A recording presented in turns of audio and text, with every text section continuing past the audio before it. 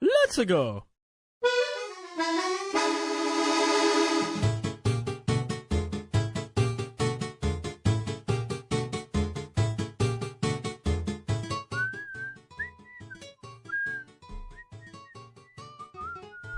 Hello and welcome to a new episode of Super GamesCast 64. I am your host, Trey Mitchell, and to my immediate front is Austin Guttery. Austin Hi. Guttery. Little Augie in the house. In the flesh. In the flesh. How you guys doing today? This is Super GamesCast 64. This is our new weekly podcast. We are on the Blowout Network. We do a show where we review video games about once a month, depending on what game and the multitude of games coming out.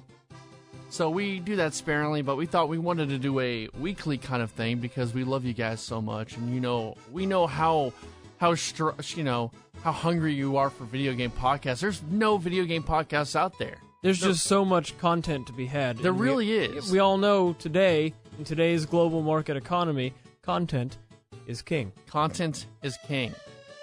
Content is king, and it's a very true statement. So yeah, this show will be more newsy. We'll talk about the video game news of the day or the week. We'll also talk about what we've been playing. We'll have special guests on sometimes. And we will have topics, more kind of generic, general topics of video games, whether it be the industry or top 10s of whatever, top 10 favorite whatever, and just anything goes, really. It's a anything goes kind of podcast. If you have questions, we might do a mailbag one day, Twitter segment. So it's more or less your average everyday video game podcast, but it's two guys who are not in the industry, which makes it even better. Exactly. I'm selling this, aren't I? Really selling it.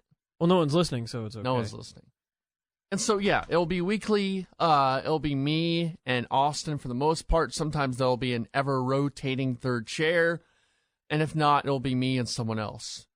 And that'll be fun. So we got that, and we also have our other podcast where we review video games, one video game a month. We kind of talk about everything that surrounds that video game, like maybe the history of it being made or what it means for the industry. And that is on the Blowout Network. That's on iTunes and all that fun stuff. How you doing today, Austin? Good, how are you? A little tired. Yeah. We had already started this podcast once, and I had to stop it and re-rack it. Yeah. I'm just not doing too well, man. This overnight, it's killing me. Yeah, tired from 9/11. Yeah. I think we've already lost enough listeners to talk about 9/11. I saluted all day. I saluted too. Good. Paul and what? So yeah, today we're gonna list our top 10 favorite video games. I think that'll be a kind of a cool way for you guys to get to know us through our top 10 video games of all time. It's an ever-changing list. I know for me it was hard to do. I know for you probably it was hard to do. Yeah. Unless it's just a fucking joke. No, especially with your stipulation of one game per series. Yeah. They made it tougher, but more well-rounded. Yeah, one game per series. Otherwise, it'd be like 5 Zelda games. Yeah, mine was going to be all Tetris and Pac-Man. Tetris and Mega Man.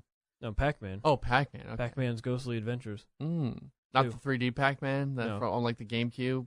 Well, my whole top 10 initially was just Sonic Adventure 2 Battle the whole way down. Yeah. That would have been a good top 10. Yeah. You should have done that. I know. I first wanted to get on... Well, before we get into the news, what have you been playing, Austin? Anything fun? No, I'm still in my summer lull, really. This usually happens at the end of the summer. It goes until the release window in the fall. I'm really trying to stay away from stuff because I know October 21st, I'm just going to sieve my little buns off. Yeah. And I want to get prepared for that. I don't want to get burned out before then. And right now I've just been finishing up Pokemon Red. It's been 6 months, and I'll play it, a little bit each week. And my friend Zach with a Q, and I have been trying to just get all 151. I'm down to like 3, he's down to like 5, and so we're slowly chipping away at that, and that's really all I've been playing. No Man's Sky ended very quickly. Yeah, same here. As much as I wanted it to continue. It just, what everyone was saying turned out to be true, and it just fizzled out really quickly. Other than that, no, nothing. I remember I actually started playing Pokemon Red a few months ago, and I guess I forgot how hard it was. Yeah. Because, Pokemon X and Y, I remember that everyone leveled up when you fought, and I didn't realize that with Pokemon Red and Blue, you had to use everyone to level everyone up. You had to level each of your Pokemon up every single time, individually. Mm-hmm. And that'd be tough because, you'd have a level 10 Charmander, and you might have a level 2 Rattata. Yeah. And you just gotta level up that little guy because you can't just have this overpowered Charizard. Well, we realized that we had to buy a third game. Yeah. We had to buy Pokemon Yellow. Yes. And so I've been doing that. I've been just trying to pound through it as quickly as I could because we need to get Eevee for the third evolution. So what was different about Pokemon Yellow besides I owned it, but what different Pokemon were there? Nothing. It followed the anime. Okay. No, I know that. I played Pokemon Yellow. Otherwise, Pokemon Yellow. nothing different. Okay.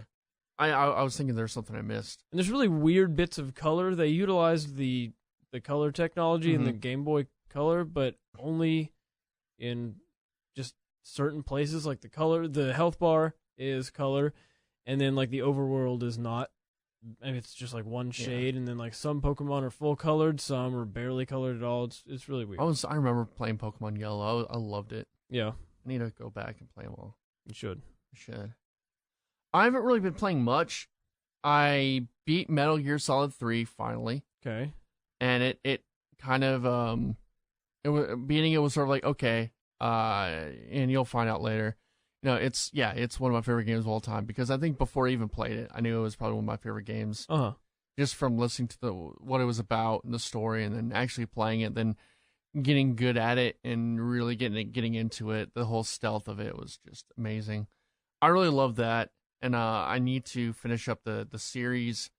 But before that, I've been playing some video games for a video I'm working on. I actually just completed my film influences of the Uncharted series. Nice. I did 1 through 3. I'll do 4 later. Mm-hmm. And I'm doing Mafia 1 and 2, and I need to play those games. Have you ever played the Mafia games? Nope. I've not played them either. I know Mafia 3 is coming out, and Mafia 1 and 2, it's actually, they look like Grand Theft Auto clones, but the story seems pretty interesting. It's very much like Mafia film influence. A lot of Goodfellas, a lot of The Godfather, yeah. And interesting enough, spoilers for a 15 and 10-year-old game, they're connected with each other in their story in a way where it's pretty neat. And so I'm about to get into those.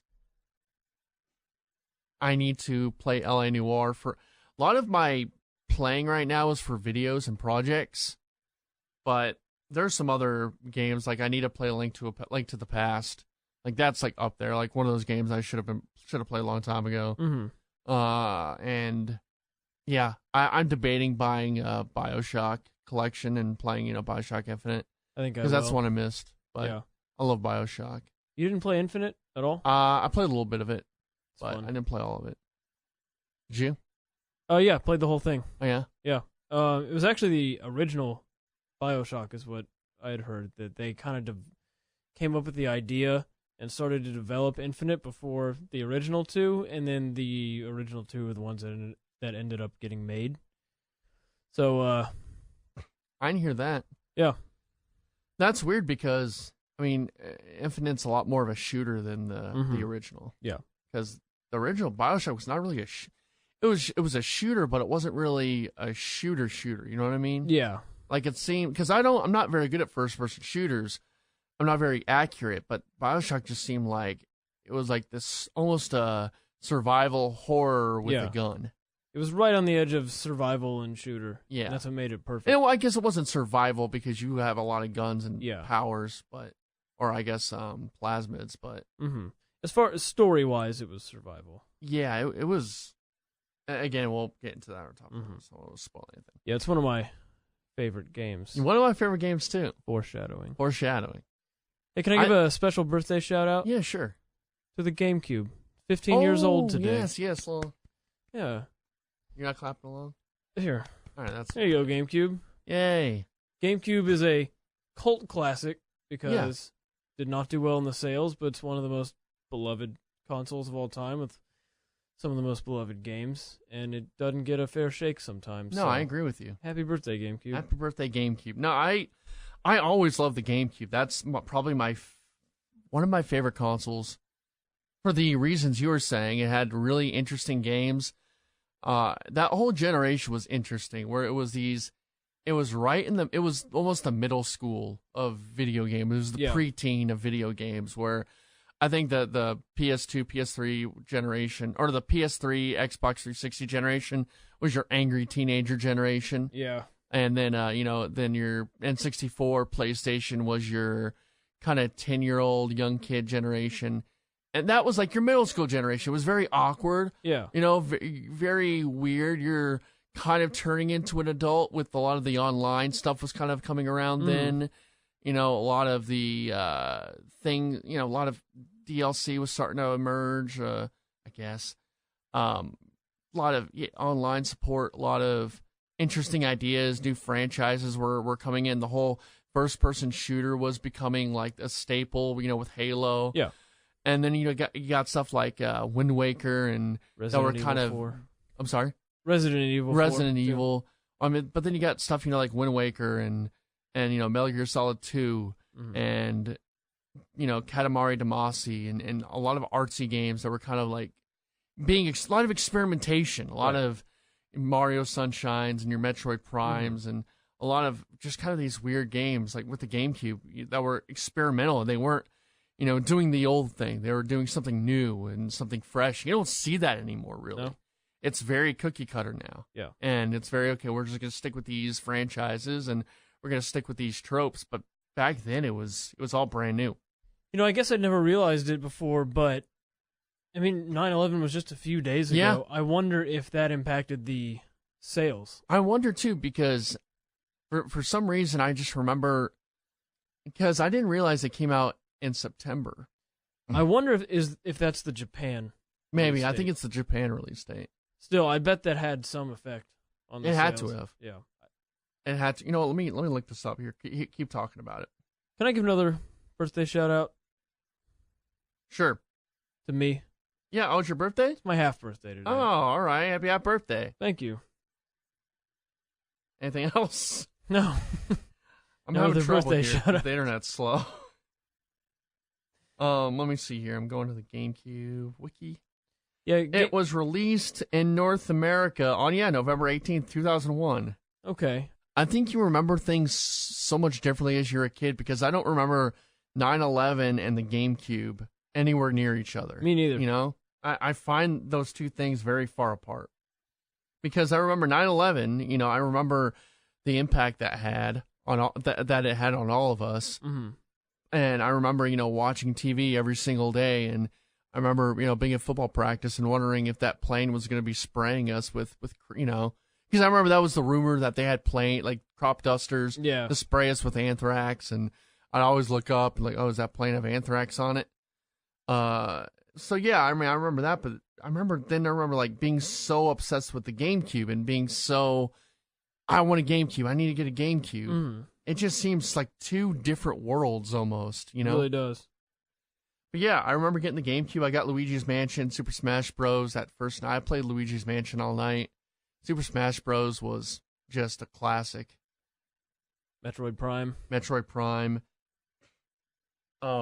Dude, and that E3 2002, or maybe even just that year 2002, it was Metroid Prime, Super Mario, Sunshine, and Wind Waker. Yeah. That was incredible. Trifecta. The trifecta right there.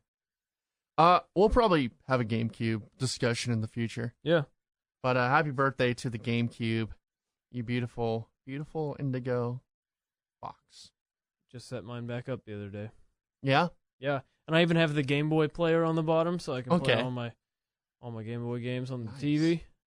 Like a real man. Like a real man. Do you have the indigo one or the black one?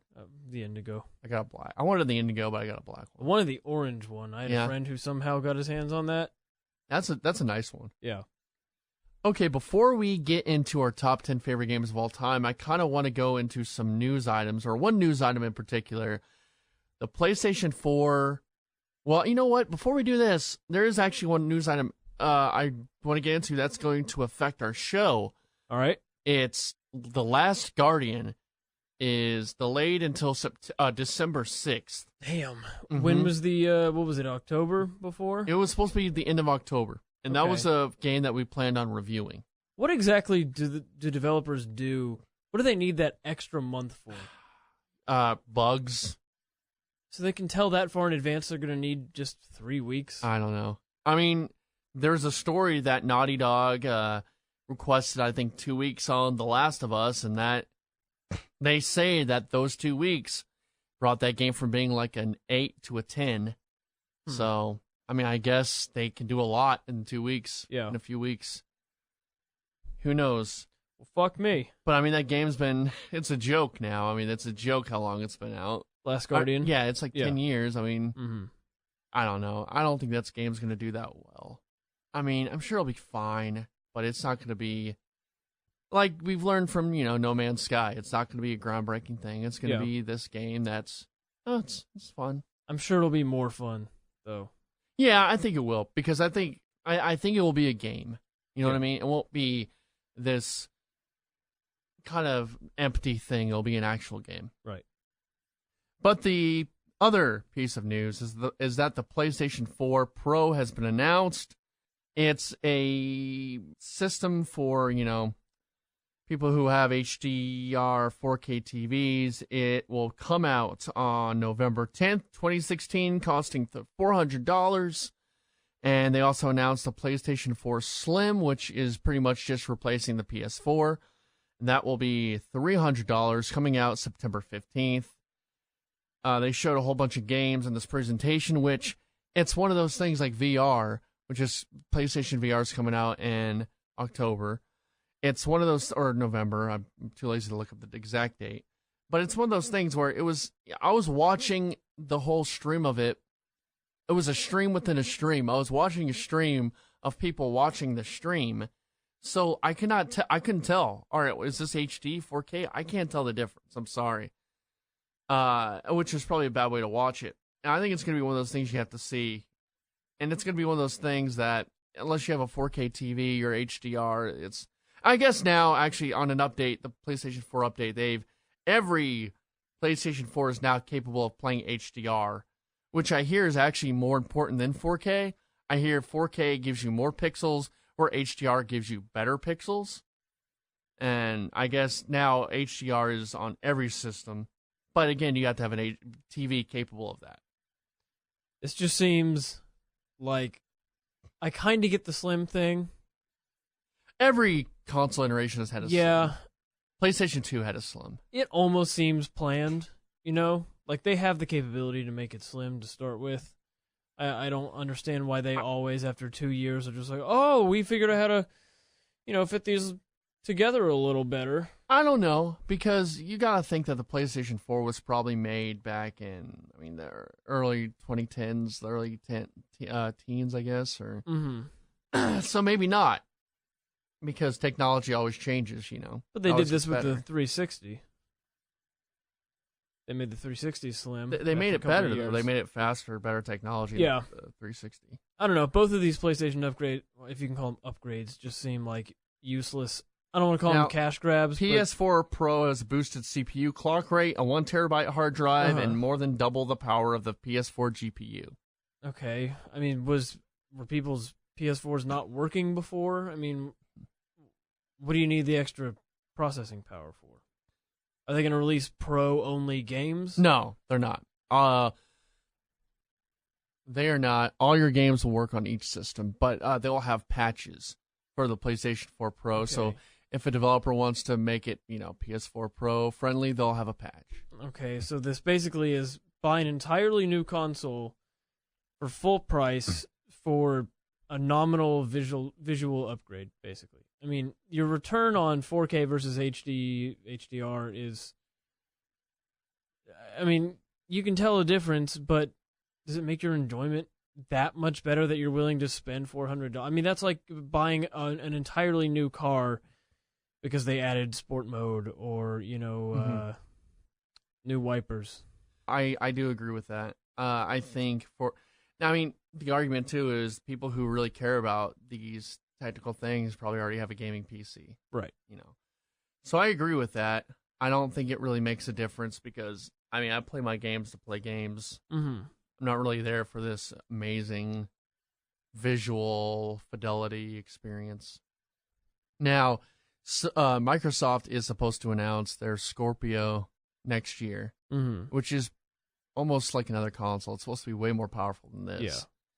And I guess their Xbox One Slim is supposed to be really good too, but I got an Xbox for free. I won it. Nice. And I barely even play it. I barely even touch it, so I don't see a point in doing that. I don't know. I don't even really see a point in getting a new PlayStation. It was kind of, I was kind of relieved after listening to it because I'm like, okay, good. I don't have to buy another one. Yeah, I was like, okay, I'm good. Yeah, it was great. It's good for people who want to do it, but I don't really see a point unless you have a 4K TV with HDR and you really care about the fidelity. I guess it'll make your stuff run better. I guess it'll make VR run better, but I don't see much of a difference. Yeah, much of a problem right now. I don't know, man. If you're going to spend the money to upgrade just for VR, you might as well get a standalone thing like the Vive or put that money towards an Oculus. Mm-hmm. But you can't play the PS4 games, man. You can't play Uncharted VR. That's gotta suck. I tried playing Minecraft VR. Yeah. And that's basically my ultimate video game dream. Is Minecraft VR, is to be in Minecraft. It is the most nauseating, and I do great with VR. I don't get nauseous at all, and that is the most nauseating, sickening, revolting thing I've ever done. It doesn't work well for whatever reason. Is it one of those things where everything looks like a fishbowl? No, because that's like even the mobile Minecraft was like that, where everything was kind of like bloated. Everything almost seemed like you're in a fishbowl, like going around. It kind of made me dizzy just playing it. No, it was the motion. Standing still, totally fine. Looks really cool. And walking forward, totally fine. But when you want to turn, it turns so quickly and so jerkily that your mind can't keep up, and it doesn't think you're turning as quickly as you are, and you get this horrible teleporting feeling in your head. And that's the thing with VR they're going to have to work on, because that's what I hear is the big issue, is that when you walk around, you just feel nauseous. Well, the problem is you turn with the control stick. If it was a thing really? Yeah, where I just press forward in whichever direction I look. Because that's the whole point of VR, right? That you can just kind of turn your head around. Well, I mean, it's like in real life. You can walk forward and then walk left while still looking forward and stuff. Oh, I see. I feel like it should be, you look to the right, you'll turn to the right. You look to the left, you'll turn to the left. Yeah. That makes more sense. Mm-hmm. Yeah. All right, well, I guess you have any last words on that? I do. Yeah. Not on that, but I found out the other day that the Uno arcade game was pulled from the Xbox Marketplace many years ago. I went to go play it. One of my all-time favorite things to do. Not on the list, sorry. But at 2 a.m., they got that nice, relaxing acoustic guitar music in there. Just play a few rounds of Uno arcade on the Xbox, and it's gone. It's gone. So, R.I.P. Uno. Happy birthday. Happy half birthday to me. You? Happy birthday, GameCube. Happy birthday, 9/11. We'll see you on the other side. So, I thought it'd be a good idea for our first weekly podcast, episode 3, because we've had 2 already, of Super GamesCast 64, to list our top 10 favorite games of all time as of today. That is Wednesday. I guess today is the 14th of September. It has been for 5 minutes. Yeah. Never forget. Never. So I thought we would go back and forth, listing our top 10 from 10 till 1. I thought before that we could give I'm kind of springing this on you right now, Austin, so maybe I can go first on this. I work better under pressure. I know. Let's see. Any honorable mentions, I guess? Yeah, I do have an honorable mention. Okay. Why don't you go first? first? Tough. I wanted to put Pikmin on there. Yeah? But I had other games, so Pikmin gets honorable mention. Okay. And the other two are great. 2. What were your other two?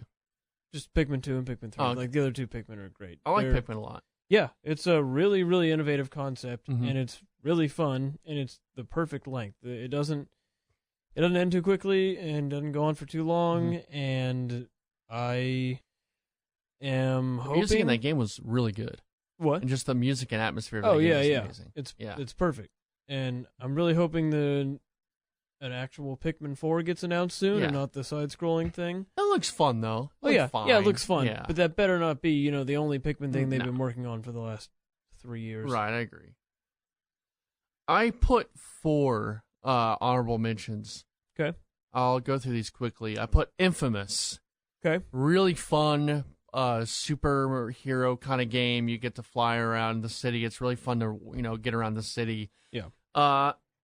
Between Infamous 1 and 2, I think the story's better in Infamous 1. I think the setting's better in Infamous 1. Infamous 2, though, just the gameplay was so much more refined. It felt better. It played better. But Infamous 1 and 2, I guess, since they're all honorable mentions, I'll put both of those on there. Donkey Kong Country for the SNES. For some reason, you're not going to see a lot of SNES games on my list. But I love Donkey Kong Country. That's one of those games I remember playing as a lad, and it was just fun. I love the aesthetic of Donkey Kong Country, the 3D models and the 2D, world, and I thought it was a great game. I put Portal 2 as well.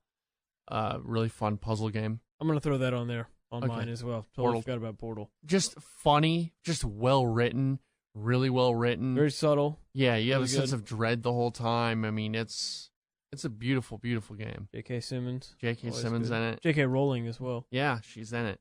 That's one of those games. A lot of them are. My list is going to be kind of divided between games that are very new and very old, or not very new, but kind of PS3 era. Because I had a period about 10 years where I just didn't play anything. So there's going to be kind of a gap, I guess, in sort of my games that I'm picking. And but I've been going through my backlog a lot. So like Portal and Infamous are on there. Also Shadow of the Colossus. I put that in my top 10, but my original impression of Shadow of the Colossus was, an awe-inspiring, first impression, but actually playing the game, the controls just are shit. Like, it's really tough to play because the controls are very just meh. It's a great game, but the controls are bad, but just kind of what it did for me as far as getting back into playing video games, I had to put it in honorable mentions. Okay. All right, so you want to start the list off with 10? Yeah, I will. Ready for this? Yep. Super Mario Sunshine. Number 10. All right, that's your only Mario game on the list, or? Sort of. Okay. Well, you'll see. Okay, yeah. No, yeah, like any kind of like Mario sport game is fine. So growing up, that was one of my absolute favorite games. I played it a million times the whole way through. I've collected all the, what do they call them? Shine Shines. Sprites. Shines. I think one time through. That's tough to do. Get all 120 in any Mario game. Mm-hmm. Looking back on it, it is a little gimmicky, I guess, but it was doesn't make fun, it any though, less fun. Dude, that water, I was so impressed. The by graphics that are water very effect. good for Yes. the GameCube. Yes. It's like Wind Waker, Mhm. where they didn't try to go super realistic. No. And it works. It works for the limitations of the console, Yeah. and the water looks great. And at the time, one of my favorite games, still one of my favorite games, and I thought everyone loved it. And then as I got older, I started to get into, I was a little more aware of what other people thought and stuff, and people look back on that not very favorably. Mhm.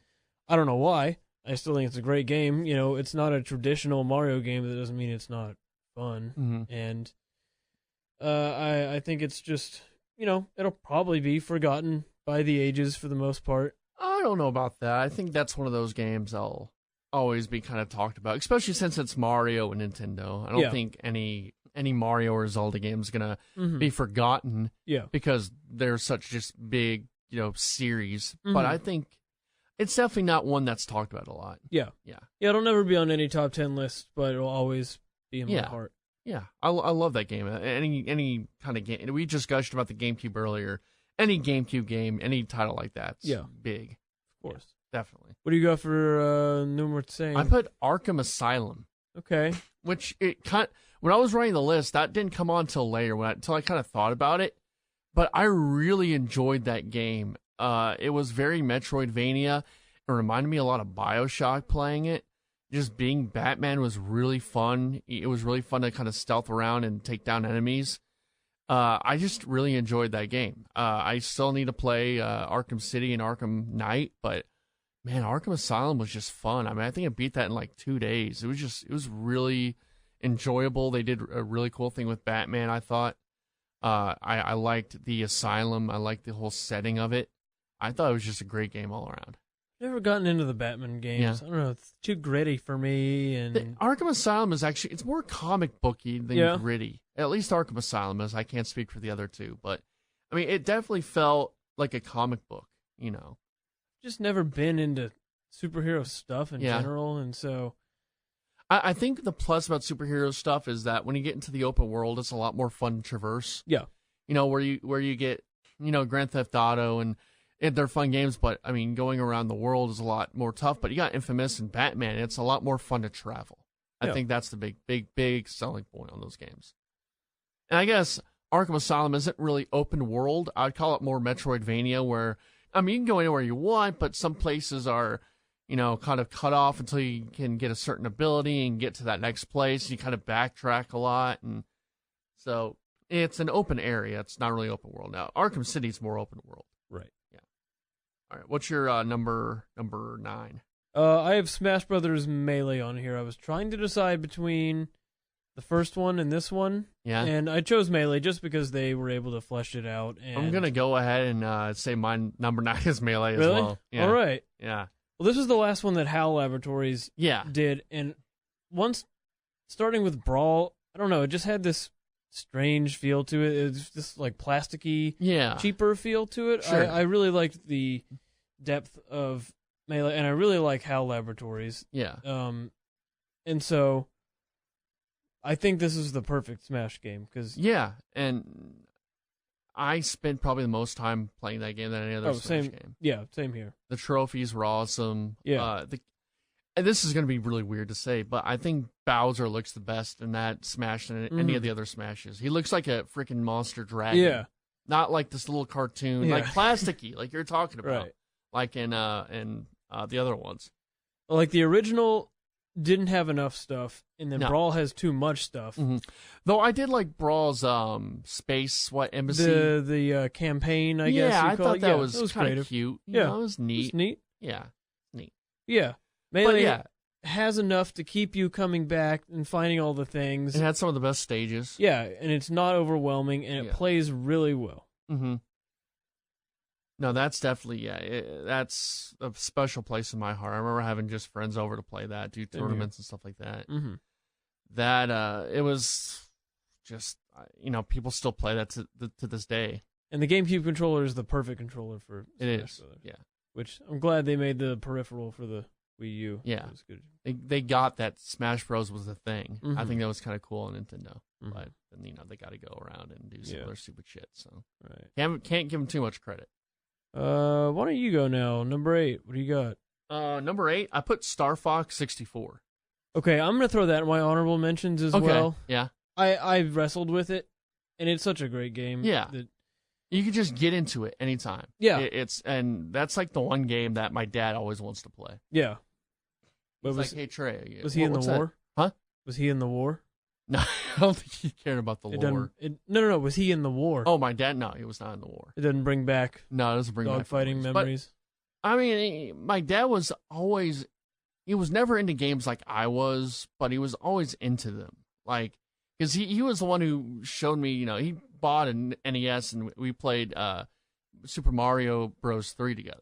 Mm-hmm. And he bought the N64 for me. And, I mean, my parents did, but like he was into it. Like, he was really into it. So, but he always liked playing Star Fox. He always liked flying around and shooting. And yeah, that was the fun part. It's just the R-Wing and shooting and just the weird animatronic puppets, Yeah. and just the weird, the voiceovers and all the lines. It's the most quotable game probably ever. Yeah.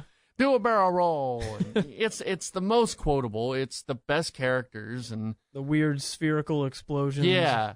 And the weird mech robots, and Andros is this gigantic brain with eyes, and spoilers for a 20-year-old game, but... And it plays really well. The controls are really great for a... it's hard to make a good dogfighting game, or a good plane sim, or just a good straight line shooter. Yeah, there's not many good rail shooters, but yeah. Star Fox is definitely one of them, and that's got a lot of replay. Yeah, value. It does, especially since that's been the only good Star Fox game for 20 years. Yeah, or ever. Ever, I guess. Yeah, so I mean it's got to be up there. That's still a game I'll go back and play. What about you? I had Metroid Prime for number 8. Okay. Now, I'm not big on first-person shooters. It's only one of 3 on my list, and I had never played a Metroid game before. Yeah. I only knew Samus from Smash Brothers. I think I was in the same boat. Yeah. I'd like to say I was, but I think I was. And that just that perfectly translated into a great game. And just the storytelling and the variety in the setting and the locations and just all the detail that went into the visuals and everything is combined with great gameplay. And real creative gameplay, too. They were able to perfectly translate all of Samus's traditional moves and everything into and 3D. all the kind of Metroidvania, things being unlocked. You got to unlock certain things at certain times. Yeah. It's a really good combination of adventure and first-person shooter, because most first-person shooters don't combine that well.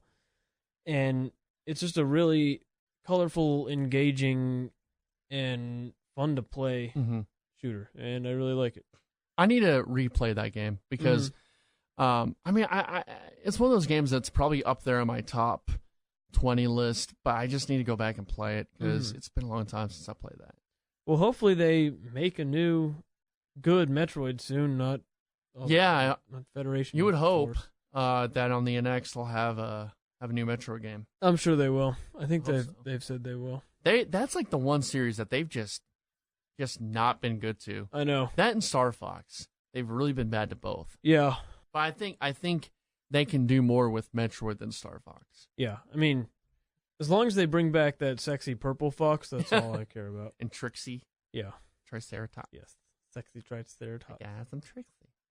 What do you got for 7? My, I guess this is 7.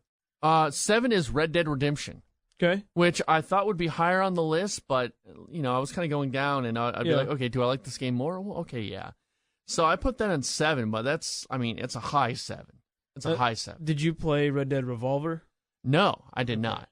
Red Dead Redemption is one of those games where it was one of the first, getting back into playing games, it was one of those first games that was recommended to me. It was probably one of the first games I played. One of the first games I played on the PS3. And I loved it. The open world felt alive and desolate at the same time. It was really fun to get around on a horse. The story was great. The gameplay was great. The scene where you get into Mexico and it starts playing Runaway Train. I mean, there was just so much good stuff in that game.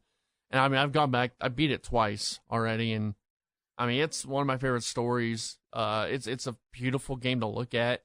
I mean, there'll be times where I just stare at a sunset in that game. It's a beautiful game. There's a lot to do as well. Did you ever play Red Dead? I had a friend who played it, and it looked really cool, and the visuals were great. The desert setting, it seemed very realistic. But no, I never played it. I mean, I'd play. I think there might be some kind of, this whole generation's been a bunch of remasters. I'm sure they'll remaster at some point. No, man, I recommend it. It's a really fun, really enjoyable, really well-made open world game. It never felt too big. It felt huge, but it never felt like The Witcher, where you just don't know where to go. I mean, it's very fun to, ride the horse, I thought, in the game as well. What about you? Well, it's about to change. I just had an emergency realization of shifting mine, so I might combine 2 into one slot. Okay. So for number 7, I had The Sims. Okay. Sims is always great. Yeah. Can't go wrong with The Sims. Always fun. So that'll be 7. 6, I had BioShock. Okay. BioShock, one of the best narrative games ever. Wait a minute. What'd you do with Sims? Sims is now going to share a spot with BioShock at 7. They're Okay, both so 7 you're now. doing 2 for 7. Yeah. Okay. Because I got to squeeze something in at 2 or maybe 3 that I totally forgot about. Okay. Yeah, BioShock, one of the best narrative games ever. Mm-hmm. The world building is fantastic, and the visuals, and it's just one of the most well-rounded games I've ever played. You know, it's very linear, but that's okay. That can be good. Yeah. You know, it's Definitely. if it's story Especially driven nowadays. Yeah, if it's story driven, I think linear is the way to go. And you know, one of the most haunting games ever, and one of the most eerie. It really makes you feel. It's a horror survival game without being horror or survival. Yeah. Yeah, it's very scary. It's very frightening. It makes you scared without scaring you. Yeah, and I mean, you're powerful. You have a gun, you have plasmids, but you're terrified when you go there. You don't know what's going around the corner. It's not like Dead Space, which I'm going to add that to my honorable mentions. Okay. One of the best ever. That is a game that tries to scare you and works, which is a rarity. It doesn't come off as, you know, cheap or cheesy. But BioShock is a very cerebral scare. Very political. Yeah. You know, very dystopian and just very grimy and grungy, and you know this world has been lived in, and you know something has happened here, and I mean it's a great story and a great twist, and it's on my list as well, so I'll get into that later. But yeah, no, I agree. What'd you have for 6? For 6, I put Pokemon Red and Blue. Okay, which one did you have? I just put Red and Blue. Okay. I mean, I've never really had a preference either or. Mm-hmm. I've always had both, and I don't know. I guess I never had a preference. But that's, you know, I mean, going through it, that's one of those games that I spent so much time playing, and I was all into Pokemon. I was into the anime. I was into the movies, the trading cards, the games, and man, that game was so much fun. Just, you know, creating your top, you know, Pokemon team and leveling up and trading with your friends, trying to get all 150. That was just such a well-made game, well-made franchise, still is. There's just so much depth and replayability. Yeah. And it is really well-made and very well-constructed. And it's one of the good games where when you've finished with the linear part of it, there's still plenty more to do. There's definitely, you could, you know, replay it so many times because, okay, now I want to do this, now I want to do this, and, you know, now I want to maybe start with this Pokemon and start with this Pokemon and see what they can do. Is that on your list at all? It is. All right, we'll get to yours later. Yeah. All right, what about you? For number 6, I had Mario Kart Wii. Okay. I hear that's like one of the most popular ones, right? It is. I kind of based my list on the way it made me feel and the amount of hours I've played in each of these games. And I've played a ton of Mario Kart Wii. I kind of had to do that with some of them because there's somewhere I'm like, well, maybe I should like this more, but you know, then it's like, well, I mean, like Smash Bros. I put so much time into that, and Pokemon, I put so much time into that, and I had so many good memories. Well, I had trouble choosing between this and Mario Kart 8. Yeah, which is one of the most pretty games I've ever played. Mario Kart 8 looks great and plays really well, but Mario Kart Wii, I just put so many hours into, and playing with the little wheel that it came with, it just worked so perfectly. And it was the first really well working online games for Nintendo, and it worked perfectly, and you can't go wrong with Mario Kart. It's easy. It's a great party game. Everyone comes over and plays it for hours. Everyone knows what it is. Yeah, it's one of the easiest games to just pick up and play, even if you've never really played a game before. You just hold one button and move the stick, basically.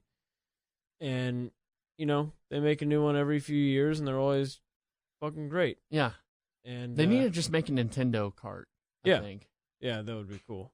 Sort of like Smash Brothers. Yeah, I mean, maybe. I mean, they don't need to go crazy. They don't need to get people from other franchises, but like Link, Samus, you know, you're the core Nintendo. Well, they had the DLC on Mario Kart 8. Yeah. Which kind of worked. Yeah, that worked. I put for, I guess, number 5 or number 6, right? No, 5. I put Metal Gear Solid 3's Snake Eater. Okay. Now, I didn't play that I didn't finish it until like a week ago, 2 weeks ago. Metal Gear Solid might be one of my favorite franchises ever without really playing all the games. I don't know if that makes sense. I've done a lot of research on the series. I've played the first 3 now. I need to play. I know pretty much. I've researched things. I know what happens in all of them, and I love the story. I love the craziness of it. I love the weirdness of it. It's the whole concept of Metal Gear is something I would have really liked as a kid. I think I just never was exposed to it. It's a secret agent ninja guy who goes in and just defeats these really weird enemies, and he's just a badass, and it's all really weird. Metal Gear Solid 3 is probably, it plays the best of the original 3. I haven't played 4 and 5, so I don't know. The story's the best in that. It feels much more like a Vietnam War film, even though it's set in Russia. It was really fun to play, especially when you get like more equipment and you get better at it as it progresses. The story's great. The ending made me tear up. It's just such a great. It's really powerful ending. There's so many cinematic moments, like where you're climbing up this ladder and you can hear like the theme song play you can hear the theme song play, and then the final boss scene as you play the final boss. You hear the Snake Eater theme as you play it, like a movie. There's so many parts of that feel like a movie. And that's sort of the thing with games that I like, when they can kind of make them more cinematic, which people don't like, but I like it. I like that a lot. I like it too. Yeah. One of mine coming up soon is a lot like that. BioShock was like that too. With the music cues and everything. Yeah, definitely. Plus, Metal Gear has that girl who breathes through her skin. So yeah, quiet. Yeah. I think for a while, Metal Gear Solid 2 was sort of my favorite, because I was kind of struggling at the beginning of Metal Gear Solid 3. I feel like I had learned everything about it. I really thought Metal Gear Solid 2 was interesting. But I think after finishing Metal Gear Solid 3, that's one of my favorite Metal Gear games of all time, and one of my favorite games of all time. I mean, I love the Metal Gear Solid series. I love the weird story, the weird enemies, it just speaks to me for some reason. I love it. So yeah, Metal Gear Solid 3, Snake Eater. All right. Now, was that a gay innuendo? There are a lot of gay innuendos. Really? That's this crazy Japanese. Dude, it's crazy Japanese stuff. Yeah. They're all wacky. They're all snake eaters. For 5, this was a little tough. Okay. So you were insistent that we choose. Like, you held me up by the scruff of my neck and slammed me into the wall. Yeah. And pointed your little wiggler into my throat and said, "Listen here, boy." And you told me we could only have one game per series. Right. So, in this slot, I have Halo.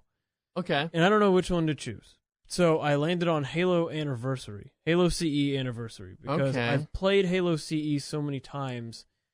But going back, the graphics are just hard to get into now. So with Halo Anniversary, it looks great. And you're talking about the one that came out a few years ago, the Master Chief Collection? No. This came out like a year or two before that. It was only $40. It was just the original game, just updated graphics. Okay. And that will always be one of my favorite series. You know, the lore is really good. It's so deep. The world building, the storytelling is there. It's a rare, fun shooter. It's what I really like about it versus other shooters, your Call of Duties and Battlefields, is all the guns look the same. They're all realistic in Battlefield and Call of Duty, and it's all just kind of regular black guns. But in Halo, the weapons almost are characters in themselves, because there's a set of 10, 12 core weapons, and each of them has their own personality. Basically, they're real colorful, especially the Covenant weapons, and you really grow to like them. And that's one thing that I've never really liked about first-person shooters, is just the weapons were just kind of a secondary thing. But in Halo, I really like how well they fleshed everything out. And then just the story and the characters, and it feels like a very real, it feels like playing a story, which is really good, which is really what I want out of a game. Yeah. Halo was definitely one of those games that I remember buying. Me and my friend, actually, it might have been two friends.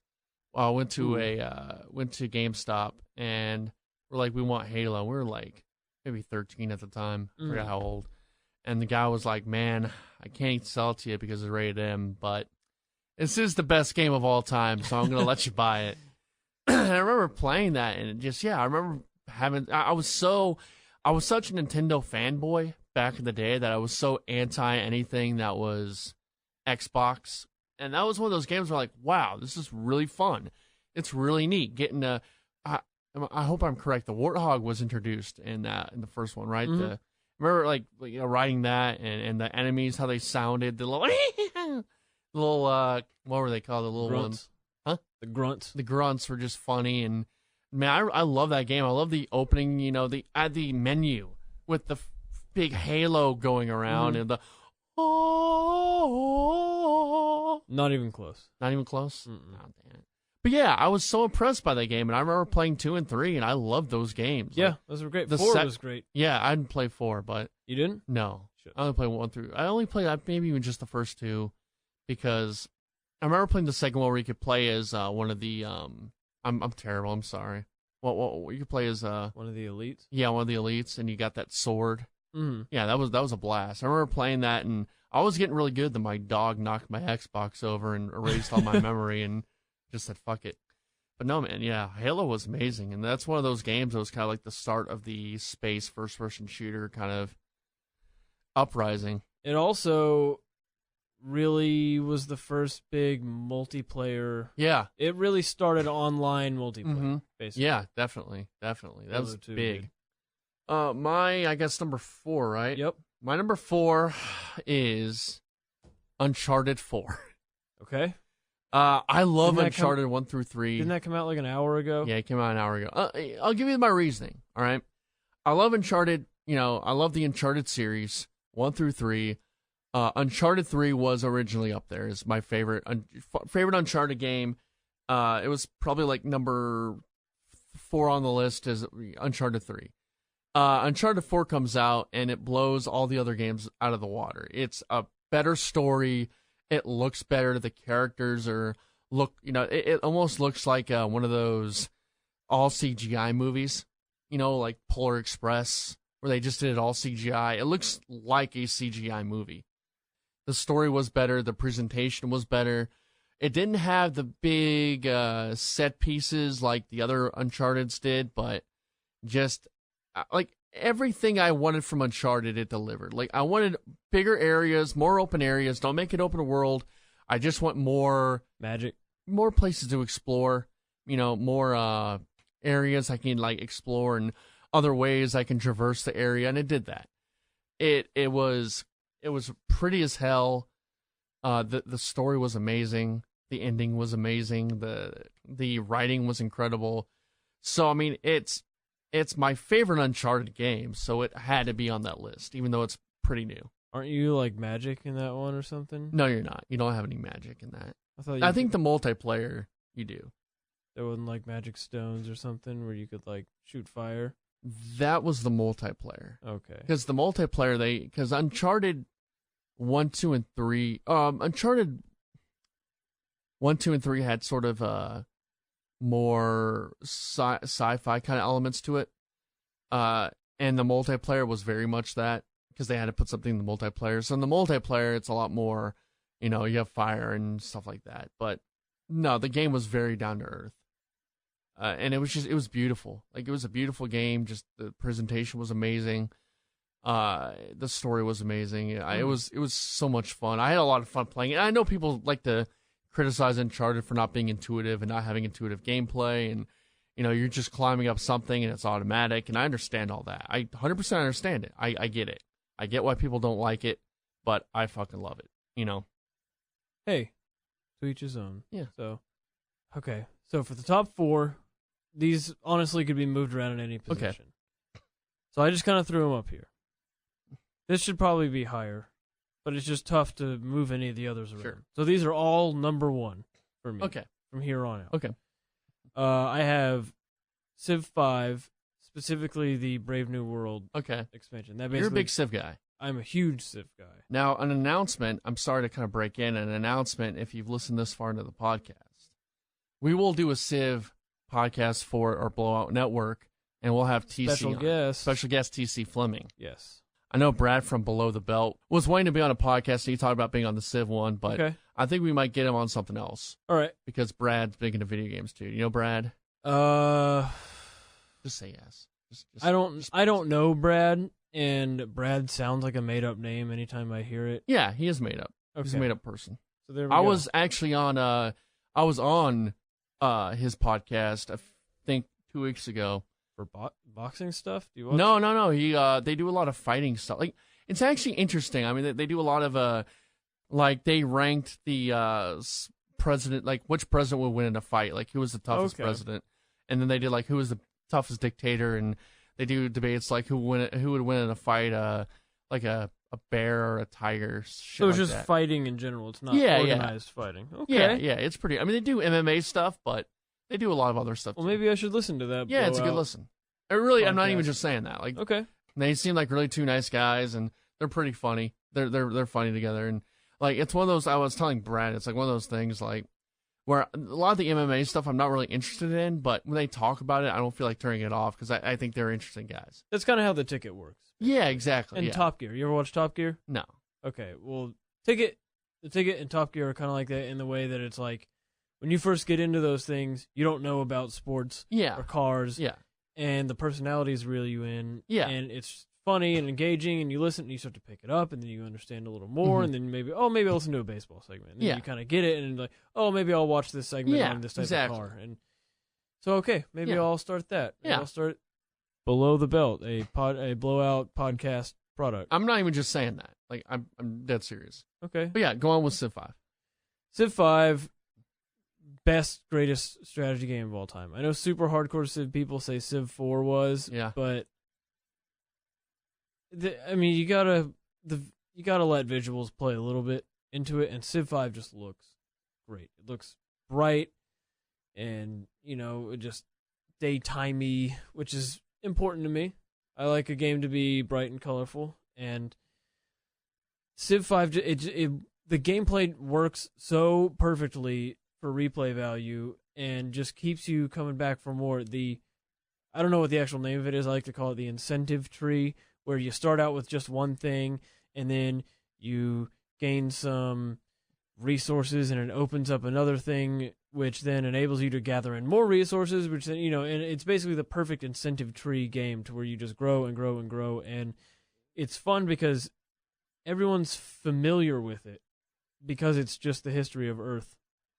And it's basically whatever period piece you want to play. You can play BioShock, you can play in the 60s, you can play Red Dead Redemption, you can play the 1800s. This is everything. This is the period piece. And it's the best game for multiplayer, one of the best games for multiplayer you get with friends. It's basically a great board game with all the board game limitations removed. They can do so much stuff, and the animations are great. And I know it's cliche to say, but the hours I've wasted just one more turning on Civ, it can't ever be counted. You can't count that high. And October 21st, I'm gonna have a stroke and die. It's good to hear that you're excited for that. It makes me excited. Yeah, like hearing that you're excited because I want to play it now. I definitely want to play. I've always wanted to play something where you can like build civilizations and stuff like that. So and the turn-based is nice too. I mean, like when I was younger, I used to be into more real-time strategies, but it's nice being able to just play at your own pace. And yeah, Civ 6 looks really good because Firaxis is really good at listening to not the audience, but fans. And it sounds like they've basically corrected a lot of stuff that people didn't like in Civ 5. Yeah. All right. So what'd you have for 3? For 3, I have BioShock. Okay. Again, yeah, just a great story, a great world, great world building.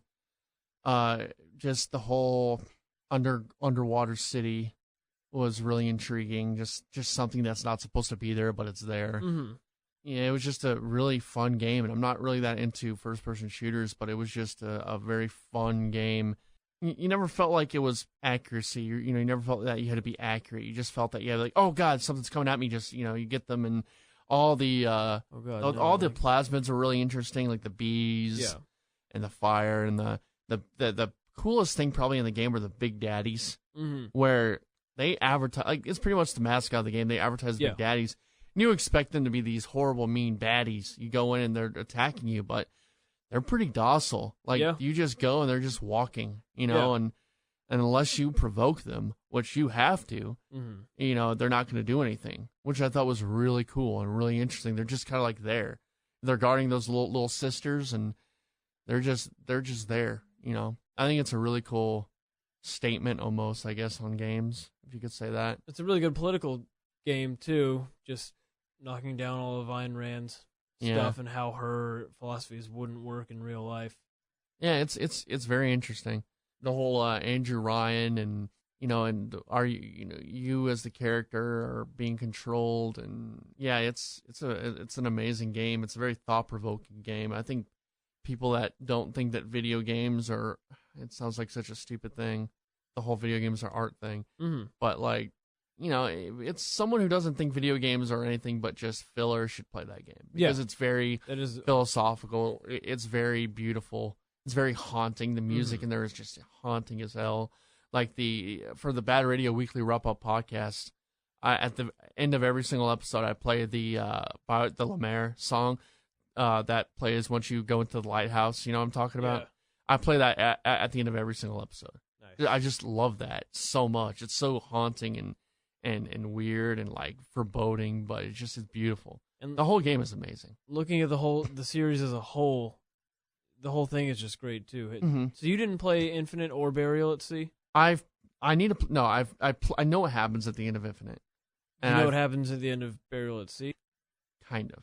It basically brings the entire story full circle and into this big loop, and it makes it, I think, perfect. I played a little bit of BioShock 2. I didn't really like it as much. It's okay. Yeah. It doesn't, I mean, you could probably miss it almost entirely. No, I need to play Infinite, and I'm waiting, I guess, now the collection's out.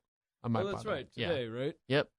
I might play it on there. I might replay BioShock 1 because, that game's just awesome. Yeah. I want to play. I want to replay that game. It's so fun. It's so good. It is. Okay. What do you have for 3? I guess 3, right? Yep. Yeah. And again, this is all these. This could easily be number 1. Skyrim. All right. Yeah. I've never been more engrossed in a game world than I have Skyrim. Like, I've never felt like I was the character more, and the scenery is really what does it. Yeah.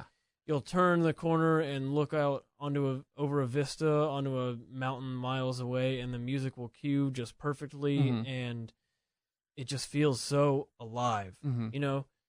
It's not like a Nintendo game where there's big characters and big colorful settings and everything, which is great on its own. But this is a realisticer game that just really makes you feel. It really makes you, the story, not so much the story, but just... I hear the story in Oblivion's a lot better. Yeah. There's the story's, I mean, it's still cool in Skyrim with the dragons and everything, but it really makes you feel like you're playing not a Tolkien book, but, a high fantasy book. Sure. And I've never been more engrossed in a story world than that. And I... don't know about the what's the thing they're coming out with? The remaster? The remastered that just added more light and everything I'm glows. definitely going to buy the remaster because I tried to play on Skyrim on PS3 multiple times, and it was just a buggy mess every single time I played it. I played it on 360, and it was perfect. Yeah, but I think I don't think a lot of games worked on PS3 very well, and that was one of them. Yeah, and I really want to play it on PS4. Just so I could be like, okay, now I'm going to play it, and hopefully it's not bugging out on me every 5 seconds. And it was a great game to get sidetracked on. There was just so much stuff packed into it. Oh, man, I remember when it came out, and my roommate was like playing it all the time, nonstop. And that was kind of when I was not really into playing video games that much. And I didn't know but it was something that intrigued me, definitely. Like, oh, Skyrim. Okay, everyone loves Skyrim. For sure. And I never played any other Elder Scrolls Yeah. games, and it was fun getting into the lore of all that Mhm. and everything. I guess number 2 now, right? Yeah. I don't even think I have to look. Number 2 is all right. Legend of Zelda: Wind Waker. Okay. Now, Legend of Zelda. If I were to put all the Zelda games on there, it would have been taking up the whole list. Because, Ocarina of Time was the first Zelda game I played. I didn't play Link to the Past. I need to, but Ocarina of Time was the first Zelda game I played, and that's a lot of people's favorite Zelda game. It was an immersive world, a great story. It was one of the best games ever made. The dungeons were amazing, all that. Zelda Majora's Mask probably was the most unique as far as story.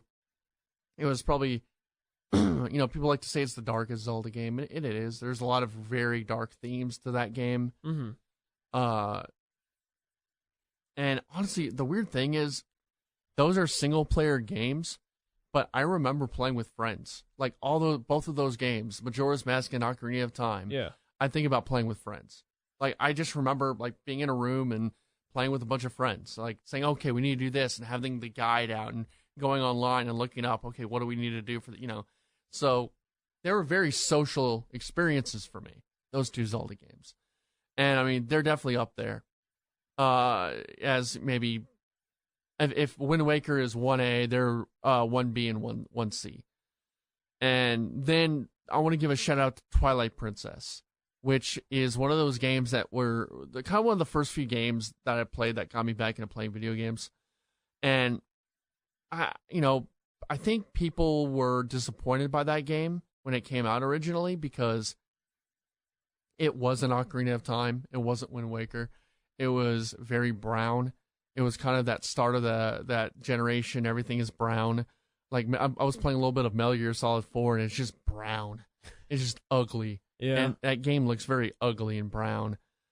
And, but man, it was fun. I loved Skyward Sword. I hated the wolf stuff, but everything else was great. The music Skyward was great. Sword, or? I'm sorry? You said Oh, Skyward. I'm sorry. I meant to say, fuck Skyward Sword. Fuck Skyward Sword. I meant to say, no, I'm kidding. I meant to say Twilight Princess. Skyward Sword Was fucking great. I had issues with it. Like what? It was very small. There wasn't a lot of diversity. You had 3 areas to go to, and then you had the up at the sky place. There was just a lot of. It was very repetitive. You'd go to those 3 places 3 times. It was there are a lot of parts. The whole realm, the spirit realm, I hated. I hated that. I hated the whole collecting all these things, and these frickin' guardians would wake up and kill you. I couldn't stand that. I don't know. I just didn't like it as much. I did not like Skyward Sword as much. And I'm not even, the motion controls were fine. I didn't mind those, but everything else about that game was just very flat to me. Hey, Trey? Yeah. You're a piece of crap. Is that your favorite? No, it's not my favorite, but it's up Would you there. put that above Twilight Princess? I really love Twilight Princess. And a lot of it was very brown, but there were Mhm. some really pretty Mhm. areas in there. It's probably tied. They're great levels. It's probably tied with it. Yeah. They're great dungeons in that game. Mm-hmm. And the snowboarding part was really fun too. Yeah. And the swimming and all that. No, and the some of the music was just really memorable for some reason. Mhm. I really enjoyed it. But Wind Waker, that's what we're talking about. It's probably the most beautiful game. It's probably the one Zelda game that holds up as far as the look and the appeal. It was very fun to play. It felt like an open world, even though it wasn't. Just the style of it was so great, and it had so much character. It had so much charm. It was just such a fun game. I remember people hated it because it was Zelda, not Zelda. But I think that makes it so much more memorable, Can I say something? Yeah. Everything in that game is perfect. Yeah, I agree. It's the way you could pick up other people's enemies' weapons, and yeah. Everything about that game was amazing. It's the if Halo is like one of the greatest shooters, then this Wind Waker is the defining adventure. Yes. And the best part of that game, I remember. Sailing? Well, the sailing was one, and the music with the sailing was the best. But the second best part is, spoiler alert for a game that came out 20 years ago. 20 years ago? 10 years. Wait, how long? 2003. 2002, Okay. 2003. So, almost. I don't know. I can't do learn math to right count. now. Spoiler alert for a game that came out a long time ago. When you go down to the underwater sunken Hyrule, and in that part where you go down, you realize, oh my god, that she's Zelda, and then that whole fight breaks out. After it's all revealed that, hey, this is the Hyrule been sunken, and everything you see here is like thousands of years after the fall of Hyrule. And that battle that happens right after was just the most epic thing I've ever witnessed. I love that part. And you see the Link from Ocarina of Time. You Yeah. see his statue. That's the best. Dude, it's such an amazing game. One of the best Zelda game. I think probably the best Zelda game. Mm-hmm. Yeah, that's definitely number 2 on my list. Cool. Well, I put Zelda at number 2 also. Which one? Well, you're a bastard and made me choose between. So just consider this. All of the Zeldas are in this place. Yeah. I couldn't. It was really hard to choose one. Yeah. They're all great. But I chose Link's Awakening. Okay, that's There. interesting. I've played that. I could probably play that with my eyes closed. Yeah. It's the perfect handheld Zelda game. It works so well. I never played DX. I wish I kind of had. I never had the color version, but I had the black and white version, and it still was great. It's the definitive handheld Zelda game, I think. There are others that were really good, but this one just... Did you play A Link Between Worlds? Yeah, I did. That was surprisingly really good. Not surprisingly, but it was really good. And but there's just something about Link's Awakening that just barely edges it out over Ocarina of Time and Wind Waker and all the others. And just consider, for me, Link's Awakening, Ocarina, Wind Waker, all those all tied. Yeah. And the only reason Link's Awakening is there is just because it was the oldest Zelda game I had, and probably the one I've probably played Ocarina more, but Link's Awakening is up there as far as nostalgia because it's the oldest one I know, or that I've ever played. And have you played any of the Game Boy era Zeldas? No, I have not. Okay. They're really simple, Mm-hmm. and the graphics are really simple, but there's just something about it, and I can't really put my finger on it. But the story, the music is great, even on the Game Boy. The story is great. It's not traditional; it doesn't take place in Hyrule, but the dungeons are really, really well made. It's a really good dungeon Zelda. You're not out in the overworld for most of the time, unlike a lot of the other ones. It's about half and half. Yeah. The dungeons are, some of them are really hard, and they're really complex, and makes for a great Zelda game. Yeah, that's one of those ones I want to play. I've not played that Link's Awakening, but I know that's a favorite for a lot of people. Yeah, a lot of people. Now, for your number 1, I'm surprised it wasn't an Uncharted. Really? So I'm curious to see what it is. My favorite game of all time Okay, is Uncharted Golden Abyss by the Vita. Is it really? No. What's Okay. your guess? Hubert. What? Hubert. Yeah, that's right. Rampage. Rampage is great. Honestly, I think it's going to be, based on what you like and based on your top 10 list, I'm going to say Hubert. Based on everything, it's Kubert. Yeah. No, Let me hear it. it's not. It's Super Mario 64. Okay, I almost was going to say Super Mario Sunshine. Oh, really? Yes. All right.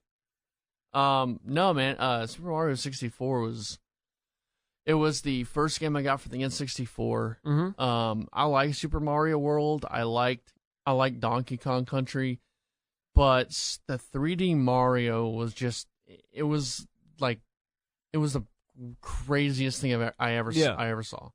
Seeing the 3D and going around in a 3D area and jumping in the water and all that stuff was just incredible. And man, I sunk so many hours into playing that. Even, when I wasn't really playing video games, I would play that. getting 120 stars was always a big thing for me. Yeah. Also, just all like the myths surrounding Super Mario 64, like is Luigi in the game, and you know the ghoul medal and all that weird stuff. That game was just so much fun. There was so many weird levels and weird secrets, you know, the secret slides and so many things to do. I mean, it's a lot of those games from that era are very outdated. And I mean, Mario 64 is outdated, but it's still, I think, enjoyable to play. I don't think you could say the same thing about Spyro the Dragon or some of those other games, but I think like Arrow the Acrobat. Yeah. Or Bubsy 3D, but Hubert. I think Hubert. I think Super Mario 64 is just an amazing game to play. It was the start of a new kind of game, a new generation. You know, any Mario platformer is going to be amazing. Yeah, I mean, some people say Mario Galaxy 2 is the greatest game ever made. Yeah, Mario Galaxy 2, people say that. Any Mario game is going to be great, revolutionary, but Super Mario 64 is my favorite of all time. Favorite game of all time. I mean, I could have put Wind Waker as favorite game of all time, but I think the game that had the most impact on me was Super Mario 64. I could easily agree with that. Yeah. Very solid choice. All right. For my number one, I chose Hubert. Hubert? Yeah. I really like how all the levels look exactly the same. And let me guess what yours is. How fucking hard it is. Yeah. I'm going to guess. So you already put a Mario game, you already put a Zelda game. Mm-hmm. Oh, didn't you? Okay, you already you put one in for number 2, right? Yeah, it was Link's Awakening. All right, so what would yours be? Probably, I could see you putting... I think jumping, like hopping, descending. Hopping? Yeah. Descending. Jumping. Squares. Oh, Hubert. Yeah. Hubert's your favorite game of all time. Yeah. All right. Hubert gets an honorable mention. It's actually really fun. Okay. Honorable mention Hubert. Yeah. What's your legitimate guess? I'm thinking it's going to be some kind of tactical game that I'm not really familiar with. Sonic Adventure 2 Battle? Yeah, Sonic Adventure 2 Battle. The Chow Garden? Gotta get them chows. I'm thinking it has to be a Nintendo game. Mm-hmm. And you've mentioned you love the GameCube. I'm going to say Resident Evil. No, that wouldn't even be close. Okay. I don't like gritty shooter stuff. Yeah, you're right, you don't. It's Pokemon Red. Oh, shit! Come on, dog. I should have figured, because you didn't even say Pokemon. Yeah, I should have effing figured. I'm sorry. Now... I'm sorry. Pokemon X, I think, is the best game they've made. The really? best Pokemon game they've made. It's okay. Great. But as far as my favorite game... Yeah. It'll be It'll always be Pokemon Red. I'm an idiot. I was thinking too hard, I think. I know. Yeah, I'm sorry. Now, what's great about Cubert is the cubes. Yeah. No, what's great about Pokemon is just everything we said before. Yeah. Now, what do you love about it? Like, what's your story with Pokemon? It was basically the first big game I got. I mean, after Link's Awakening, I think that may have been the first game first game I ever got. I got a Game Boy for Christmas. First game I ever got was... Was that your first system, Game Boy? Yeah. All right. First game I ever got was a Tweety and Sylvester all right. game, which I never... there was something broken, or it was just a shitty game, or I wasn't very good, and I could never get past halfway through the first level, and I just said, fuck it. I still have it. Maybe I'll go home tonight and try to get through it. But, give us a review next week. Yeah. Shit, you know what we didn't do? What? I've been playing Yoshi's Story for 2 shit! Weeks. That's next on the week. list. All right, next week. I hope this is our last podcast. Yeah, just everything about that game is perfect. Mm-hmm. Including the fact that one of the biggest rumors or whatever was true. You can get Mew just by doing a few simple things. That is true. And those are... How did they find that out eventually? I guess people look through the programming and find like loopholes and stuff. Well, I don't know. everything, and those are characters that'll live with me forever. And my first Yeah. child is going to be named Red. And Don't do that. why? Yeah, I guess you can do whatever you want. Yeah, it's also the name of the dad on that '70s show. Yeah, true. And Except for the big red dog. Morgan Freeman's name in Shawshank. Yeah. All right. My grandpa's name was Fred, and that's sort of close. Hey, my grandpa's named Fred too. We have the same grandpa. Yeah, we do. We're half grand cousins. Half cousins. Yeah. Yeah. That makes sense. Yeah. Nothing even needs to be said about it. Pokemon was such a phenomenon for any kid our age, you know, Mm. back in the day, and you were just sucked into the whole thing. And I mean, those games though still stand up. I think they, I mean, maybe not. I don't know. I think, but for us guys, for nostalgia purposes, it does. Well, it's something that follows you every day. Yeah. It's because when you play it, it's because like with Zelda, you go home, you get back into the story, you try to finish the story and stuff, and you leave. But with Pokemon, I remember taking it on road trips. Yeah. And stuff. Yeah. You can pick it up and play for 10 minutes, play for an hour, and explore and catch, and there's always something to do. Mm-hmm. There's not like the story is, I don't want to say secondary, but it's not the main focus. Right. And that's what makes all those great. Yeah. I remember playing it. Me and my friend were at the swimming pool all the time. We'd play it there and eat grilled cheese sandwiches and Three Musketeer bars. Nice. It's great. You know, Three Musketeers is kind of like Pokemon. Yeah. You got Three Musketeers is the basic evolution. Then you got Milky Way.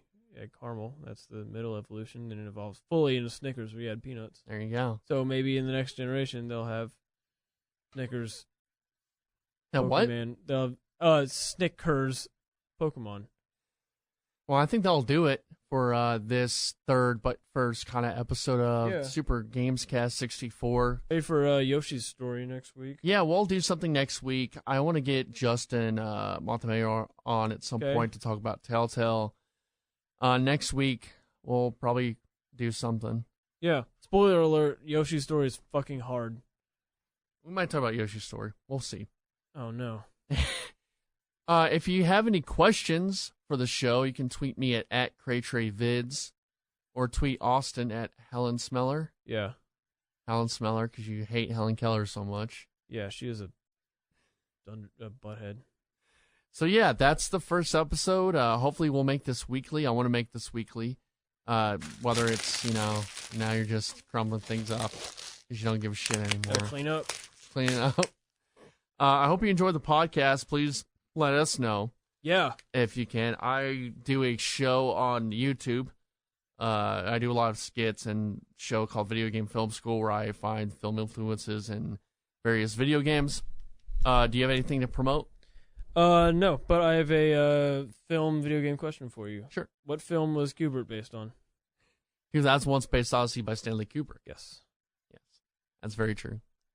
Kubrick. Kubrick was actually named after Kubrick. Fun fact. Was he really? Yeah. So it's like Stanley Q''Brick. Yeah, that's a fact. Thanks for listening. If you have any suggestions, let us know. Just subscribe to us on whatever thing we're going to be on. I don't know. And hopefully we have a website up, which will be my website / my resume, because I'll have every fucking thing I do on that website. And everything Austin does. I'll have his YouTube stuff linked up there, because I know you do fun, cool stuff. You work for Cash Soroy. Yeah. You're always doing really creative, fun little short animations and whatnot. So yeah. It'll be just an area for you to listen to everything me and Austin and anyone else we want to do. Go to TreyMitchell.com as well. Go to AustinGuttery.com and look at all the there. weird animal things on there. Yeah. Well, anyway, thanks for listening, and I'll see you. Bye. Bye.